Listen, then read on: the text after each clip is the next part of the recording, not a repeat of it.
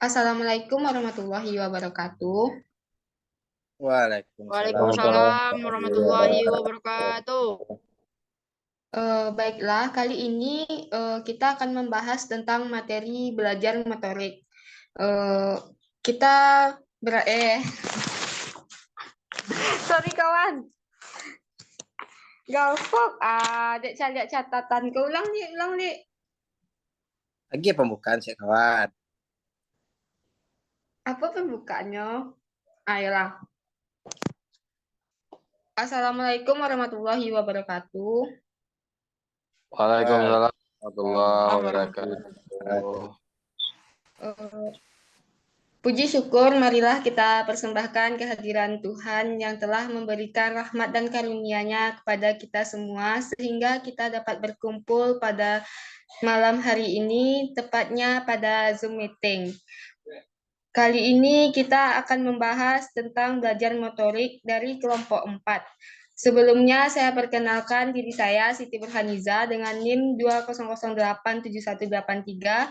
Saya di sini berperan sebagai moderator. Kemudian dilanjutkan perkenalannya.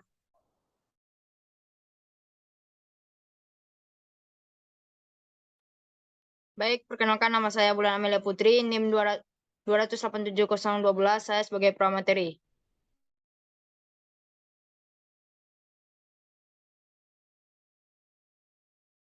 Baik, di sini saya Mutiara Salsabila, NIM 20087155 sebagai pemateri. Baik, perkenalkan nama saya Martio Berefendi, NIM 2087045 sebagai pemateri. Baik, perkenalkan nama saya Muhammad Edi Altaf dengan NIM 2087150 sebagai pemateri. Baik, perkenalkan nama saya Habib Salah Kadri dengan NIM 2008712. Saya di sini sebagai pemateri. Baiklah, itu dari kelompok 4. Langsung saja kita lanjut ke penyampaian materi kita, yaitu materi pertama tentang pengertian belajar motorik yang akan disampaikan oleh Bulan Amelia. Pada Bulan kita persilahkan. Baik, Assalamualaikum warahmatullahi wabarakatuh. Waalaikumsalam. Terima kasih kepada moderator yang telah mempersempatkan saya untuk menjelaskan tentang belajar motorik. Baik, di sini saya akan menjelaskan belajar motorik. Belajar adalah proses yang mengarah pada kemungkinan perubahan perilaku, dan perilakunya tetap berdasarkan pada penerimaan dan pemrosesan informasi. Motorik adalah kemampuan yang dimiliki manusia untuk belajar atau mendemonstrasikan hipotesis, modifikasi, dan pengendalian postur tubuh serta pola gerakan yang terampil dan efisien. Williams dan Monsma 2006 menyatakan motorik dapat didefinisikan sebagai akuisisi dari penggunaan massa otot besar dan otot kecil. Belajar motorik merupakan suatu proses perbaikan kemampuan koordinasi motorik melalui program latihan yang dimulai dari faktor luar dan dalam yang bertujuan guna mendapatkan menguasai keterampilan serta kemampuan dan tingkah laku tertentu menurut Ryder 1973. Sekian penjelasan dari saya kembalikan kepada moderator. Baik, kita ucapkan terima kasih kepada Bulan Amelia.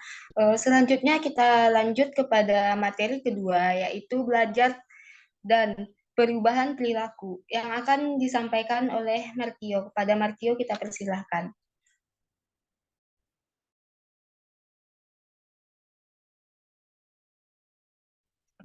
Baik, Assalamualaikum warahmatullahi wabarakatuh.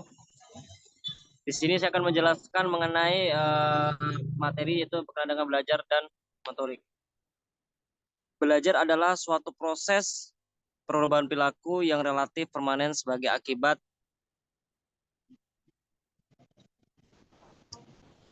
di Zoom moderator. Oke, saya ulangi lagi itu mengenai belajar dan hubungannya dengan perubahan perilaku. Di sini belajar adalah suatu proses perubahan perilaku yang relatif permanen sebagai akibat dari latihan dan pengalaman di masa lalu. Perubahan yang terjadi sebagai hasil belajar menurut Jack tahun 1985 mengkategorikan menjadi 5 kelompok. Yang pertama, keterampilan intelektual. Yang kedua, informasi verbal. Yang ketiga, strategi kognitif. Yang keempat, sikap. Dan yang kelima, keterampilan motorik. Dan kemudian menurut Bloom tahun 1985 mengatakan bahwasanya belajar ini tentu akan menghadirkan sebuah perubahan-perubahan yang terjadi sebagai hasil belajar. Dapat dikelompokkan dalam 3 domain, yaitu kognitif, afektif, dan psikomotor. Saya kembalikan kepada moderator. Baik, terima kasih kita ucapkan kepada Martio yang telah menyampaikan materi tentang belajar dan perubahan perilaku. Kemudian kita lanjut kepada materi ketiga, yaitu praktek sebagai acuan yang akan disampaikan oleh Mutiara Salsabila. Pada Mutiara kita persilahkan. Baik, terima kasih pada moderator yang telah memberi waktunya untuk saya menjelaskan materi praktek sebagai acuan. Di sini secara umum perubahan perilaku motorik yang berupa keterampilan dipahami sebagai hasil latihan dan pengalaman di mana latihan tadi dimanifestasikan melalui tindakan perilaku teori motorik. Jika diberikan teori saja tanpa adanya tindakan, maka tidak ada keterampilan dan pengalaman gerak.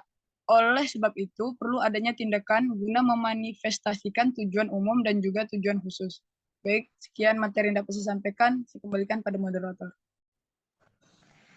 Baik, terima kasih kepada Mutiara Salsabila yang telah menyampaikan materi tentang praktek sebagai acuan. Kemudian kita lanjut pembahasan tentang belajar dari pengalaman yang akan disampaikan oleh Muhammad Nedifa Altaf. Pada saudara kita persilahkan. Baik, terima kasih kepada moderator yang telah memberikan kesempatan kepada saya untuk menjelaskan materi tentang belajar dan pengalaman. Menurut Singer tahun 1980 yang menyatakan belajar adalah terjadinya perubahan perilaku yang potensial sebagai akibat dari latihan dan pengalaman masa lalu dalam menghadapi suatu tugas tertentu. Sedangkan menurut Bauer dan Hilgard tahun 1981 menyatakan bahwa belajar adalah terjadinya suatu perubahan perilaku yang potensial terhadap situasi tertentu yang diperoleh dari pengalaman yang dilakukan berulang kali. Mungkin di sini kita bisa tarik kesimpulan bahwa pengertian belajar dan pengalaman. Yang pertama yaitu belajar adalah proses perubahan perilaku atau pengetahuan yang terjadi melalui pengalaman atau latihan. Sedangkan pengalaman adalah informasi atau rangsangan yang diterima individu melalui indera kita dan menghasilkan respon atau reaksi tertentu. Di sini, pengalaman merupakan salah satu faktor yang mempengaruhi proses belajar. Pengalaman yang terkait dengan proses belajar dapat bersifat positif maupun negatif. Pengalaman positif dapat meningkatkan motivasi dan keinginan untuk belajar, sementara pengalaman negatif dapat menurunkan motivasi dan membuat individu kurang antusias untuk belajar. Pengalaman juga dapat membantu membentuk pola-pola perilaku dan memperbaiki kemampuan dalam suatu keterampilan. Mungkin sekian materi yang dapat saya sampaikan. Saya kembalikan kepada moderator. Baik, terima kasih kita ucapkan kepada Nedifa Altaf. Kemudian selanjutnya pemateri akan menyampaikan lanjutan dari pembahasan belajar motorik yang akan disampaikan oleh Habib Hussein. Kepada Habib kita persilahkan. Terima kasih moderator. Bila mungkin pada kesempatan kali ini saya akan mencoba menarik sebuah kesimpulan dari apa yang telah disampaikan oleh kawan-kawan pemateri yang disampaikan sebelumnya, yaitu belajar motorik adalah belajar yang difokuskan pada penguasaan keterampilan gerak melalui respon-respon muskuler sebagai hasil dari latihan. Dalam belajar motorik, materi yang dipelajari adalah pola-pola gerak keterampilan tubuh, misalnya gerakan-gerakan dalam olahraga. Hal ini menunjukkan bahwa ranah kemampuan yang paling intensif keterlibatannya dalam belajar motorik adalah ranah psikomotor. Namun, bukan berarti ranah kognitif dan afektif tidak terlibat di dalam belajar motorik. Kedua ranah tersebut terlibat meskipun tidak merupakan unsur sasaran sastra. Mungkin sekian yang dapat saya sampaikan. Terlebih kurang saya mohon maaf. Saya kembalikan kepada moderator. Baik, terima kasih kita ucapkan kepada Habib yang telah menarik kesimpulan dari materi kita, yaitu tentang belajar motorik. Baiklah, sekian dari kelompok 4, penampilan tentang materi belajar motorik lanjutan. Jika ada kesalahan, mohon dimaafkan. Kami akhiri dengan wassalamualaikum warahmatullahi wabarakatuh. Waalaikumsalam warahmatullahi wabarakatuh.